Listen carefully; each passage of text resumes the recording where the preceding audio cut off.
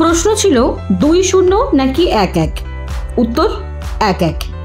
এবার প্রশ্ন, অস্ট্রেলিয়া অ্যাডিলেডে জিতলো নাকি অস্ট্রেলিয়াকে অ্যাডিলেড উপহার দিলেন অধিনায়ক রোহিত শর্মা?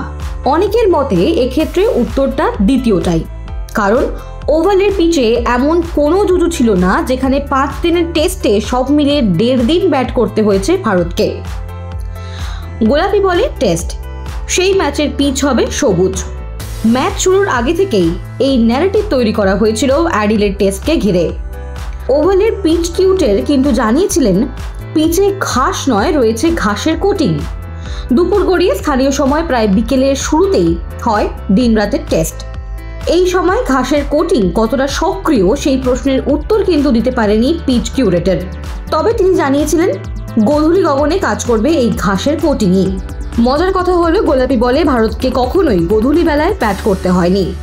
তার আগে গুটিয়ে গিয়েছে টিম ইন্ডিয়া, তা প্রথম ইনিংসে হোক বা দ্বিতীয় ইনিংসেই।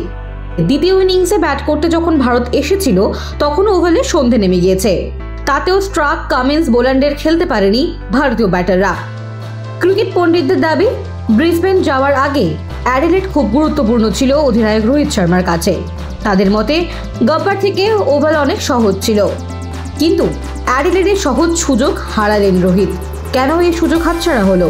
সুনীল গাভাস্কর, রবি শাস্ত্রীদের মতে এই মাঠে টস জিতে ব্যাট করার সিদ্ধান্তে কোনো ভুল ছিল না, কিন্তু টেস্ট ম্যাচে ব্যাট করার জন্য যে ধৈর্য, সেটা কোথায় ভারতীয় ব্যাটিং শিবিরে? পার্থ থেকে অ্যাডিলেডে আসতেই কি হলো ভারতীয় শিবিরে? প্রাক্তনদের বক্তব্য, যখন একটা দেশের কোচের নাম রাহুল দ্রাবিড় হন তখন সেই দলে ব্যাটিং কোচ না থাকলেও কাজ চালিয়ে দেওয়া যায়, কিন্তু যখন একটা দলে কোচ গৌতম গম্ভীর হন তখন সেই দলের ব্যাটিং কোচের নাম যদি অভিষেক নায়ার হন তখনই ভাবতে হচ্ছে। ভারতীয়দের কাছে অসুবিধার কারণ কি গোলাপি বল? কারণ বিরাট, রোহিতরা তো এই বলে ক্রিকেট খেলেনই না। প্রশ্ন হলো কেন খেলেন না? একটা সময় ডিআরএস নিয়ে অ্যালার্জি ছিল ভারতীয় বোর্ডের।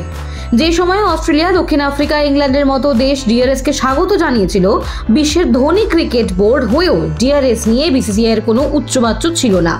ঠিক তেমনই বোর্ড সভাপতি থাকার সময় কলকাতা পিঙ্ক বল টেস্ট করে চমকে দিয়েছিলেন সৌরভ গঙ্গোপাধ্যায়।